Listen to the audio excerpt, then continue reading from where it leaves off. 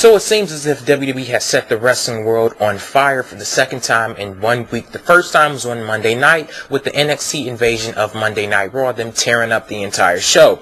Second time today with the release of Daniel Bryan. It was announced on WWE's website, WWE.com, that they had come to terms on the release of Daniel Bryan, aka Bryan Danielson, from his contract. People are debating back and forth whether this is real or whether this is kayfabe, aka scripted, according to the storyline.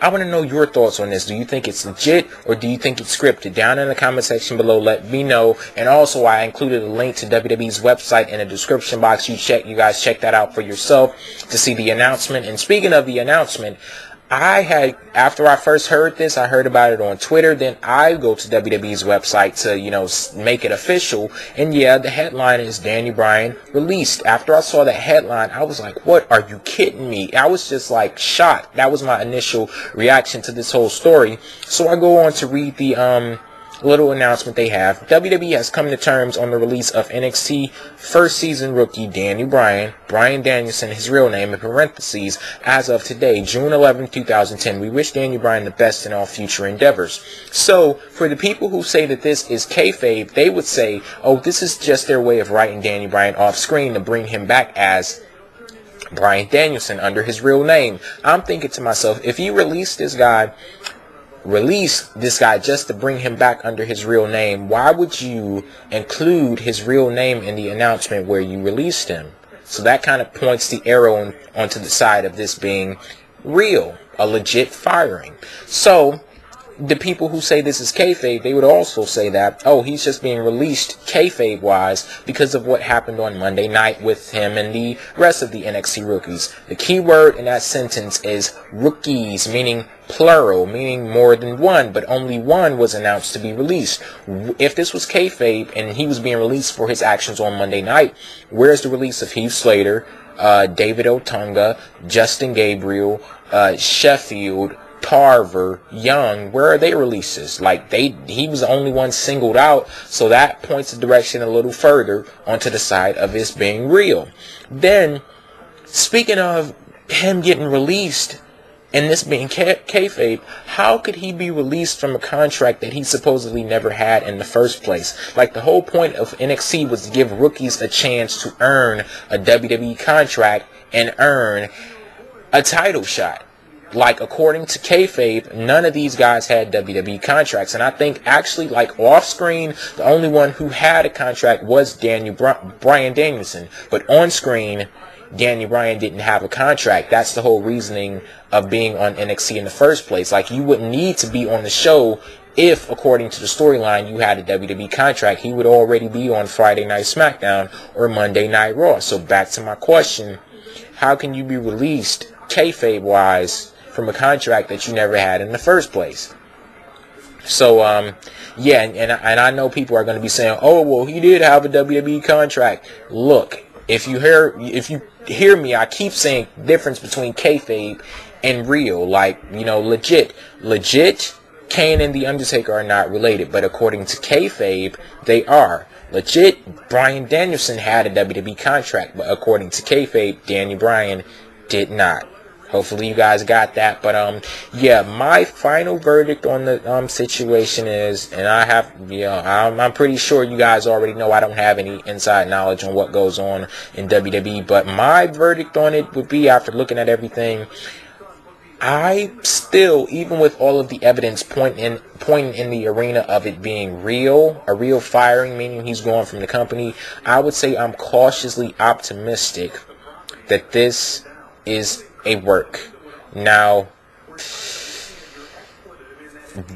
honestly, and I know a lot of people out there that you guys are saying that it's a work also. I think that's wishful thinking, because I will say with myself, it is wishful thinking, and that might apply to you guys also, because there's so much pointing in a direction of this being real that it would seem so out of the ballpark for this to be scripted, because, and we're used to the wrestling industry, they have plot holes such as Edge and Christian. They used to be brothers a couple of years ago, but now they're former best friends, so that's a plot hole right there. But yeah, the plot holes involved in this one, they seem as big as the damn Grand Canyon. So, and if this is legit, you have to think that WWE, like, they had a big reason behind releasing him from his contract, because, like, I can't see them releasing him over something petty, and if they did, then that was real dumb. Like, that was stupid as hell to release him from his contract, especially after including him in such a big storyline. Like, WWE had to see the feedback that they were getting from the NXT invasion of Raw, and for you to, you know, include him in this angle and then release the #2 guy on the NXT roster, like, out of season 1, I would put him at #2 on the totem pole of importance, and he would only be behind the actual winner, Wade Barrett, because he was already involved in the storyline with The Miz and with Michael Cole, and, you know, he was mixing it up with them already. And after so many people criticized the Daniel Bryan and The Miz pairing, with them being mentor and rookie on the last season of NXT, I have to say the results of that angle were great. I really loved it. It provided some great moments for TV, and I thought it was it turned out to be pretty successful. But if he ended up being released, it's a sad thing, because I was waiting to see, like, the heights that his career and his character could reach in WWE, because, you know, he went out there, he cut this promo, you know, this work shoot, and he was talking about how, oh, he doesn't fit the WWE image, he wasn't spit out by the WWE machine, therefore he was being mistreated in WWE. Technically, all of that may be true, but I thought him being, like, an outsider as far as the looks and his skill set goes, I thought that could work in his favor, because we're not used to seeing somebody that looks like him, not used to seeing somebody that moves like him in WWE, and that could really work in his favor, because he could be something different, but also, you know, good. Like, you know, he could develop into a great character, a great entertaining character, and he already had the in-ring thing down. And yeah, I couldn't wait to see where his character went in WWE. But speaking of where he went, seems as if he's went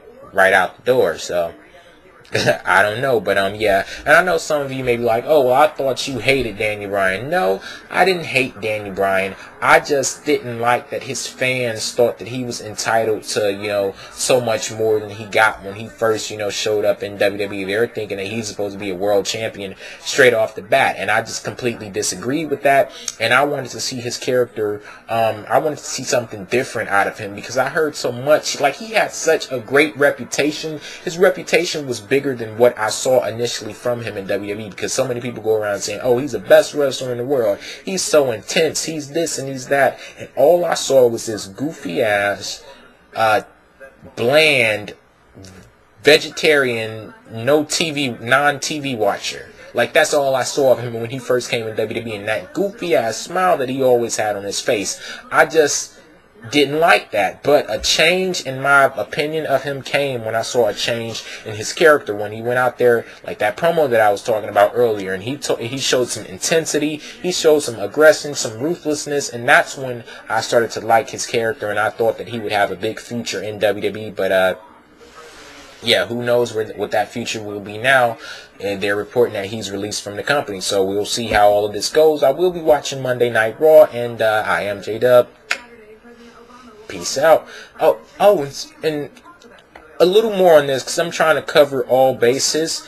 Another reason why this could be, a reason why this could be kayfabe, maybe WWE was just doing this to get, like, some publicity, to get people talking. And whether this is real or fake, you can't deny that people are really talking about this, and people are real in tune, and they want to know what's real, what's not, because, you know, people have been saying that WWE, they're trying to look for more storylines that blur the lines of reality. So that could be a reason behind this, and a reason why some of the facts don't really add up, and some of the it doesn't logically make sense. Maybe they just did it on the fly. Like, maybe they just did it, like, out of nowhere and just decided to throw that out there. That may be a long shot, but, you know, who knows? And yeah, they're dominating wrestling news talk now. In TNA, they have their Slammiversary pay-per-view coming up on Sunday, and then they have this so-called big announcement on the pay-per-view, and nobody's really talking about that anymore. So many people are enthralled in this NXT invasion and Daniel Bryan getting fired from WWE. Like, WWE has knocked TNA off the radar, and that's if they were even on the radar in the first place. But yeah, like, I don't even want to talk about what the possible announcement from TNA could be. I guess I could talk about it in this video.